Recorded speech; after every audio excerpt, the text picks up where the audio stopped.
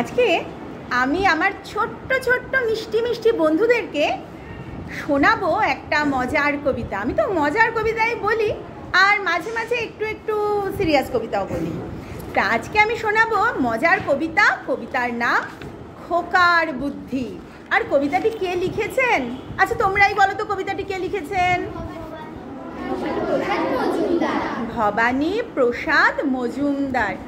একটা দুঃখের কথা আগেই বলি, যে কবি এত মজার কবিতা লিখতেন তিনি কিন্তু আজ আমাদের মাঝখানে নেই। কিছুদিন আগেই তিনি প্রয়াত হয়েছেন, কিন্তু তার সৃষ্টি রয়ে গেছে, কারণ আমাদের সৃষ্টি সবসময় থেকে যায়। তাহলে আমরা সবাই মিলে মজা করে পড়ি। কবিতার নাম সবাই মিলে জোরে বলো, খোকার কি বুদ্ধি। দেখেছো বোর্ডে খোকা রয়েছে, খোকার পাশে একটা শুঁয়োপোকা রয়েছে, আবার একটা প্রজাপতি রয়েছে, আর রয়েছে খোকা কিছু ভাবছে। তাহলে দেখি এই সবগুলো নিয়ে খোকার কি বুদ্ধি। ঠিক আছে, আগে আমি কবিতাটা বলি, তারপর আমার সমস্ত সোনারা কবিতাটা বলবে। দারুণ রেগেই বললে দাদা, করলি কি তুই খোকা?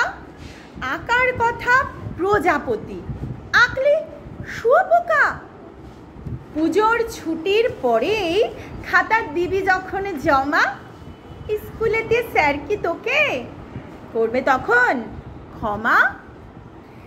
রং তুলি সব সরিয়ে রেখে বললে হেসেই খোকা, আমায় তুমি মিছেই দাদা ভাবছো নেহাত বোকা। লেখাপড়ার কাজে আমি দিই না মোটেও ফাঁকি, এখনো তো পুজোর ছুটির 27টা দিন বাকি। ততদিনেও এটা কি আর থাকবে?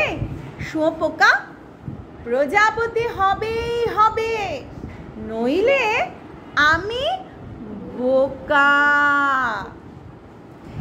ভালো লেগেছে কবিতাটা? এবার সকলে মিলে হবে। দারুণ রেগেই বললে দাদা, করলি কি তুই খোকা? আঁকার কথা প্রজাপতি, আঁকলি শুঁয়োপোকা। পুজোর ছুটির পরেই খাতা দিবি যখন জমা, স্কুলেতে স্যার কি তোকে করবে তখন ক্ষমা? রং তুলি সব সরিয়ে রেখে বললে হেসেই খোকা, আমায় তুমি মিছেই দাদা ভাবছো নেহাত বোকা। লেখাপড়ার কাজে আমি